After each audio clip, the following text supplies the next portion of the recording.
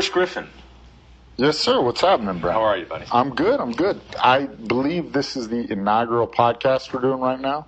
That's what I told you. Well, I mean, even if it's not true, I'm honored that you at least lied to me and told me that you're going to open your podcast series of fighter interviews That's right. with me. You're making history once again. Oh, man. Just like 2005, all over again. That's right. We'll get to that in a second. How is life for Forrest Griffin these days? Things are good, man. Things are good. Work a lot, it's funny. Here's something I've figured out about myself, and I don't know if you're the same way, but I'm going to be stressed. I'm going to be stressed out, whether it's a person that's going to punch me in the face or a deadline or, I was recently tweeting that fear is a good thing. Fear is good. For me, I want to be a positive person. Like Dana's real positive now. He's always, running towards the carrot. I'm always running from the stick. I got up every day and I trained my ass off because I assumed that my opponent was going to beat me up and that he was training accordingly, right? So that fear kept me motivated, kept me engaged.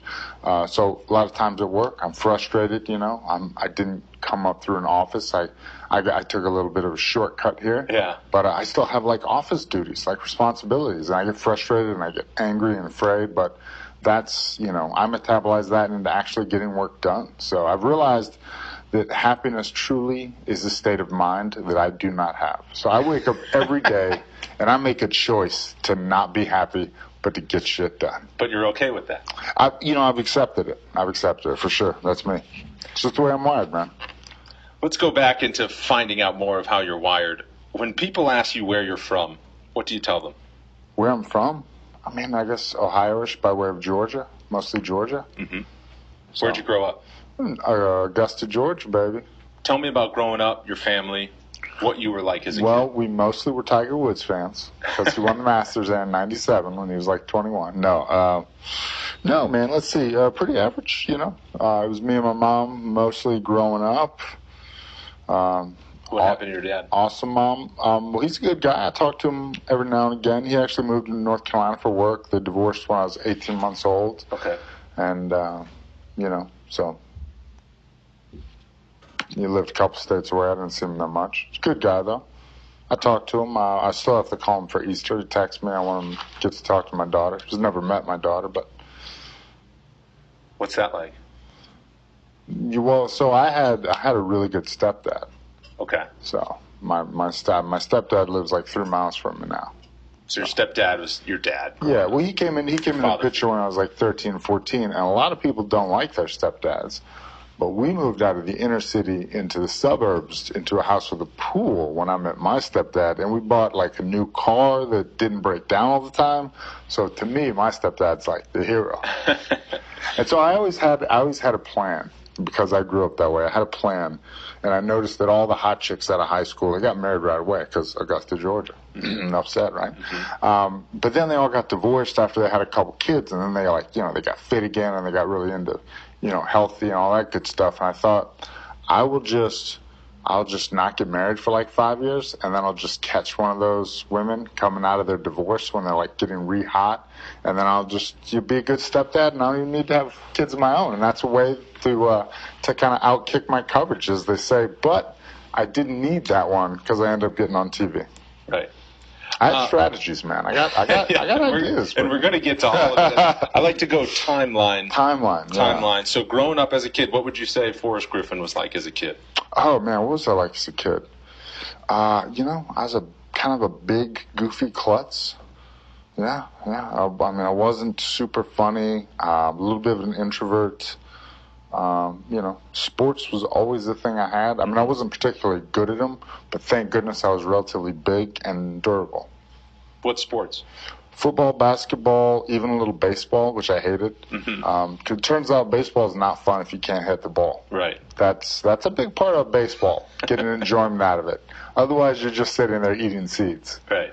And even a little track. So just a sport, whatever was happening, I would do it. Any brothers, sisters? I have a little brother again, my half brother. Uh-huh. He's 14 years younger than I am. Okay. So he wasn't part of your growing up? No, not initially. And I think I left the house when he was 5 too. So. Okay. Any combat sports growing up? No, but This is funny. In high school, I was a really rough basketball player, and I played a lot of street ball, and I got in a lot of fights playing basketball where I would just foul somebody. I was an idiot. I would, like, take charges in street ball. It's just a bad mentality I had, or maybe a good mentality I had if you're going to be a fighter. And so I would get in fights, and I realized not that I was good at fighting, but that I didn't mind it. Like, a lot of people got whatever. It's funny. I found this out early. A kid told me that he was going to beat me up after school, and I stressed all day. I was, like, ruined. But then if that same kid were to just, like, punch me in the face and we'd be going, I'd be great. I'd be like, cool, we're in a fight. Let's do it. So yeah, I mean, and it's just like, like the fear of public speaking. I'm sure you have it. I still have it. But once you get going and you're like, okay, I'm in a rhythm. All right, this is great. This is great, right? You always, like, tell me if this is the same, but you go into public speaking and say, I hate this, I don't know why I do this, and then you leave after you've had a talk. Even if it's not the greatest, you think, this is awesome. I can't wait to do that again. Well, you're correct in that. The anxiety comes in the preparation. And I don't do a lot of public speaking, but in my job as a play-by-play announcer, I want to make sure I'm prepared. And it's way more stressful putting together notes in preparation of the broadcasts. And I will say, you're right. Once you say hi and hello and you're on the air, there's no choice, and you love it. Yeah, this is great. So you're saying for a fight, you found out as a young age. How old were you? Probably 12, 13. You found out then that being in the fight, you didn't mind it. No, not at all. And it just, like, nothing really hurts in a fight. And then when it hurts later, it's kind of funny. And I remember getting beat up really bad in 8th grade, and it shut both my eyes up. And everybody, like, it was kind of almost funny, though, because I was the center of attention. It was kind of like, cool, man. And it's just totally unrelated. I would have gone into a career that had nothing to do with fighting except, by chance. So, it's just the mentality. So how often did you get in fights? I don't know, maybe 20 a year. 20 fights a year? Yeah, maybe. About that, So we're like, and how some did of that them affect? be at football practice. Right. I do remember, I talk about this fight a lot. I got in a fight playing street ball at Martinez Elementary with a guy, and I knew him, and I forget what happened, but we got into it, and he was a grown man. I think he was like a brick mason or something, and he hit me, and he was probably in his 30s, and I remember thinking, oh, that's different. Like, whoa, that rung my bell. That guy gave a punch. So I forget what happened. I guess he got tired of punching me, and then we finished the game. And I'll tell you what, we stayed away from each other. It wasn't just me staying away from him. Yeah. He stayed away from me because he didn't want to have to break his hands on my face. I taught him. How did it being in so many fights affect your I wasn't life? So many. I mean, a lot of them would be like a football. You grab each other by the face. Got it, okay. Yeah. I did get arrested my senior year of high school for getting in a fight with my best friend. Tell me about that story. Oh, man. Well, I told my buddy, I forget, well, it's a stupid story. I won't even get into it. But anyway, I told my friend, he's an awesome dude. He was a Marine for 20 years, total psycho, but in a good way. I told him we're going to fight today after school, and then we both had jobs, so we're trying to arrange our work schedules, and he was just basically like, it's too hard to arrange our schedules, and he just came at me and just started beating the crap out of me. And I was literally saying, I'm not going to fight you at school, idiot. I'm not going to fight you at school. And so anyway, he knocked me down, and he was on top of me, and as we're going and kicking and screwing, an assistant principal came in and got his arm broken. So we had to go to jail. Yeah, So the cops came to school. Cops came to school, and the best ever. So I'm in the back of the police car. And this is before my shoulders hurt, so being handcuffed behind your back wasn't a big deal at the time. And Alice Cooper's School's Out for Summer played on the radio as I'm driving to jail. In the cop car? Yeah. Best friend was in the back with you? No, he had a different car. Different car. Same cell? No. Different holding cells, too. And then when you get out of jail, how did you get out of jail? I don't remember. I think we got out later that day or maybe the next morning. Who bailed you out? My mom, because the school called our parents. Mm-hmm. And, we saw each other and we were kind of laughing as we were driving away. And then we had to go to court. And there's another hilarious story, just maybe in May. And then, I pled nolo contendere, and so did he, and we both got off. And he was already signed up to join the Marines. His dad was in the Marines. And I said, well, can I just make a statement here? And then the guy was like, you realize this is court. Anything you say will be held against you. And I was like, yeah, but like, you've already given the judgment. Can I make a statement? I was like, no, it would change my judgment. I was like, okay. It was just pretty funny. What were you going to say? I don't even remember. I don't remember. So you didn't make a statement? No, I never made the statement. But what were you going to say? You don't remember? Yeah, I think I was just going to say, I just want to know that I didn't throw a punch. I kicked at him, but it was purely defensive. I had no intention of doing this. We'd made a plan. He just didn't stick to it. He just couldn't be bothered with logistics. You wanted to justify. Yeah. I wanted my side of the story to be told, but it never was. Until now. Thank you, Brendan. You're welcome. Now I've told my story. That's why I started this show. Yeah, there you go. After high school, you go to college. I did.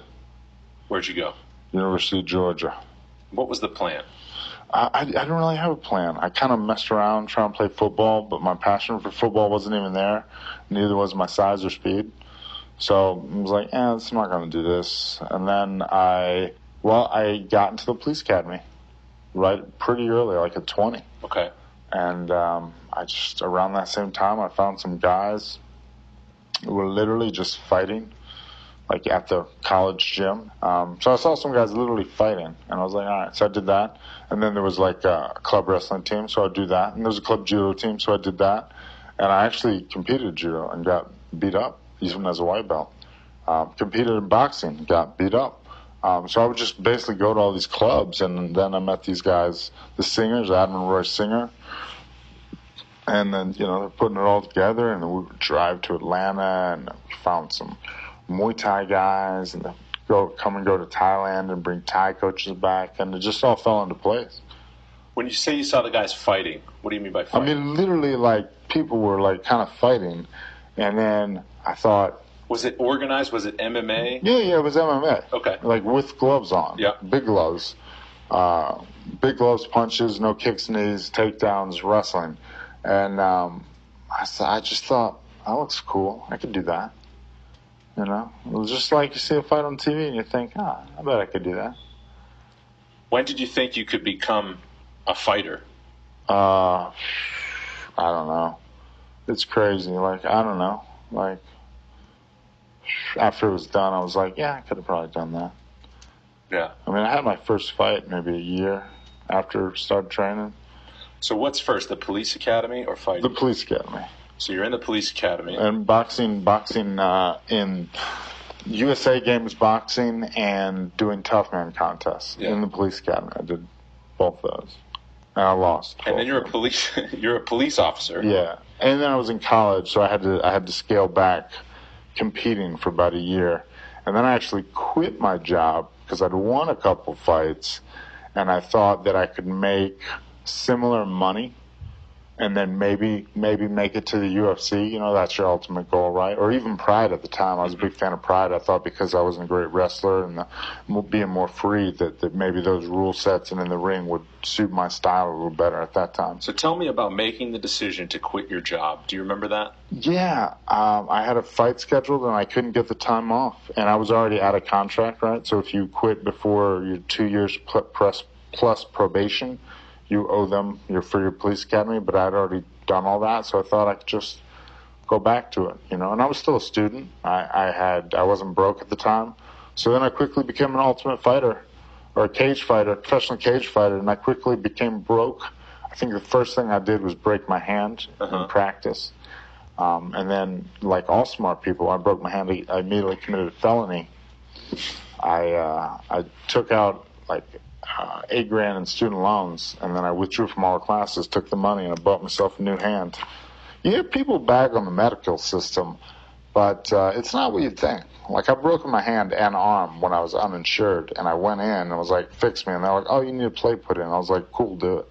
Yeah, sure, I'll sign it over. And they're like, no, you don't have any insurance or money. We're not going to do a surgery. It's like, and the guy was real cool. He was like, I'll just keep casting it and do the best I can, but I don't think it'll heal right. So what happened? Well, I mean, my arm healed itself about a decade later. So I broke that. It was an elephant non-union joint. I never had the money to actually get the surgery or the plate put in. And then it hurt. It bothered me on the Ultimate Fighter. And then it kind of worked itself out. And with this one I took out the student loans. and I got 7 pins put in my hand. It's a great investment for $8,000 too. I'd advise anybody to do that. Fix your hand. Yeah, especially if it's your right hand and you write with that hand. Yeah. It was so cool though, right? I got to be broke. I got to live on Admiral Roy's couch. No money, no functional car. I had an awesome stepdad, so I always had a car, but like it didn't always work. Like I would buy the beaters for like $200, $300. And, I tell you what though, when you're young, it's good to be poor and hungry and really there are times I was really depressed. I wanted to quit and yada, yada. But looking back, I'm like, man, that's awesome. Don't get me wrong. I could never do it again. So I'm fat. I'm comfortable. I'm happy. I've got a family and a house and, I got that American dream, right? But it's good. Everybody should go through a little bit of their time in their life. Even if it's like joining the Army or doing a couple of years in Peace Corps where you just suck. Life sucks for a little bit. And for me, it was that in-between time trying to fight for like $500 and breaking my hand and trying to finish college and just being a mess, It made you who you are. Yeah, it's a great experience for anyone though, right? Yeah, it's certainly. When you broke your hand and you got it fixed for the $8,000. Yeah. What was that in between time? What did you do? Oh man, nothing. I had no way to make money. And before that, I don't remember the hand actually. That was the first thing I broke. But I remember when I broke the arm, I'd been a bouncer. And you can't work as a bouncer with a cast. And I actually cut the cast off myself to do the physical when I was 25 or 24 to get on the Richmond County Sheriff's Department. I left the cast on as long as possible, and right. I cut it off, right so I could do the physical. You cut your own cast off? Yeah, everybody so that does you can get a job. Yeah, cut my own cast off, trained my own ears, took my own stitches out. Everybody's done these things. They probably didn't use, this is going to sound crazy, but toenail clippers. If you buy a new pair of toenail clippers, they get right through the stitches pretty easily. I'm sure there's a better way, but that's what I've used. So you'd go to a pharmacy, buy a $3 pair of toenail clippers and get those stitches right out. And I was so good at it, I would do it for other people. Toenail clippers and tweezers, man. You were like the Dr. Quinn of I was fights. God. I wanted I forgot, but I started school. I wanted to be a nursing major. I wanted to do like emergency medicine, work in the ER or something like that. I never watched the show ER. So I didn't really, I thought that's what I really want to do. And what changed? Chemistry and calculus changed my mind right off that fast, boy. That stuff was hard, man. Woo! I don't want to be a nurse that bad. Anatomy, cool. Biology, love it. Chemistry, nah, I'm out. I'm with you on that. Liberal arts, here we come. When does it become possible that you could be a fighter at a high level when the UFC dream enters your head? No, not until the Ultimate Fighter, I mean, it's a story I've told a million times, but I was a cop in Georgia. I was trying to get back, maybe do grad school so I could get into federal law enforcement. And this was like a 5-year plan. I was in no hurry. I was just getting settled in my first year at the Sheriff's Department. I was enjoying having a home and a car that was dependable. I had a truck with a payment. It was great. The Augusta, Georgia dream right there. And, I was going to take a fight in Atlanta for a buddy of mine. I forgot his name. For like $250 just for fun. And the people I was training with, I was like 235 probably, 230 at the time. And the people I was training with were like $175, $185. And then I would go spar at the Augusta Boxing Club every now and again, and that was pretty legit sparring. Yeah. But, yeah. So you were going to take a fight for fun, but you were out of the game. No, I was out of the game. I just wanted, just $250 is basically to cover my costs. So what ultimately gets you back in? Man, a guy named Frank Bishop got a call. So they were looking for people for a reality show. I ended up talking to somebody on the phone. And so oh man, it's a crazy story. So I was, you have to give 21 days notice. I only had 18 days or 19 days notice, 17, whatever, to make up my mind to do the show. So to be eligible for rehire, you had to give 21 days notice. I didn't have that much notice when I found out about the show. And then, like, at your time that you quit to be eligible for rehire, you have to have done over a whole year. I was at like 11 months and 22 days. So I'd missed both the cutoffs. So I was, if I'd come out to Las Vegas and the Ultimate Fighter hadn't worked out, I could not be rehired by the department I worked for just based on those two criteria. Mm-hmm. And I didn't mention this, but so I spent about a year trying to get a job, failing polygraphs, failing psychologicals. And this is after I had a degree, too, which is the only reason why they would even look at me. But, man, I tell you, I don't believe in polygraphs because I have passed them and failed them giving the same set of lies. It's true. I swear that's true. What'd you lie about? Just drugs. I just tried to minimize my drugs and theft. Yeah. I stole a weight belt from a gym, and I stole some candy from Food Line when I worked there. But you had to figure out your way around the polygraph. Well, yeah. And I smoked marijuana maybe 6 times in my life. But then saying no to the polygraph. Yeah. You had to learn how to do that. Yeah. How'd you learn how to do that? No. I was honest. Yeah. The truth is, I was relatively honest. I mean, I minimized things, but I was pretty honest, and I still failed. But then I passed another polygraph with the same answers, no problem. So I was going to work for a different department, sure. And then I failed the psychological. So basically, to get your job that you had, what you're saying is to get the job I struggled for a long time to get the job. Yeah. And now you're at to give it up. A point to give it up and get back into the game, or to say no to the Ultimate Fighter one, or to get my 2 years in and at Richmond County Sheriff's Department, to get in grad school, to do grad school, to get 2 more years in, and then, be about 27, 28, and then get into federal law enforcement. So tell me about Judgment Day when it comes down to it and you had to make the decision. Yeah. So I was at the airport, Atlanta airport, and I called my Lieutenant White, great guy, and said, hey, you still got my resignation handy? Or my letter or whatever. And it's like, yeah, can you maybe... I've been gone about 10 days. And said, can you maybe adjust my leave time so that I've been here and maybe just throw that resignation away? And he was like, yeah, I thought you might say that. I got it right here. And I said, well, hold on, let me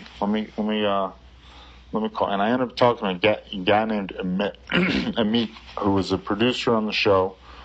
And I bumped into him. He's still in the game doing stuff. And it was really him.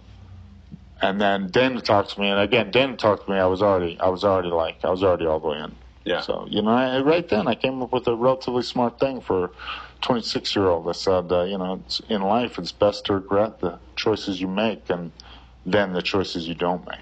Right. Regret doing stuff, not the lack of doing things. And you think about it. What if I wouldn't have gone? I'd be some old fat cop in Georgia, and I'd be like, man, I could have done that.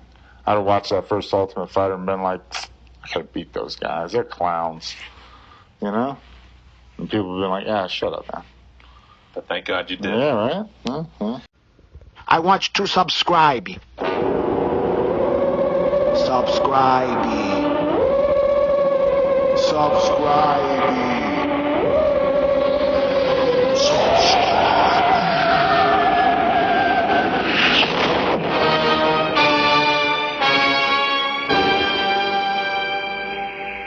Hey, I'm not joking about that subscribing, okay?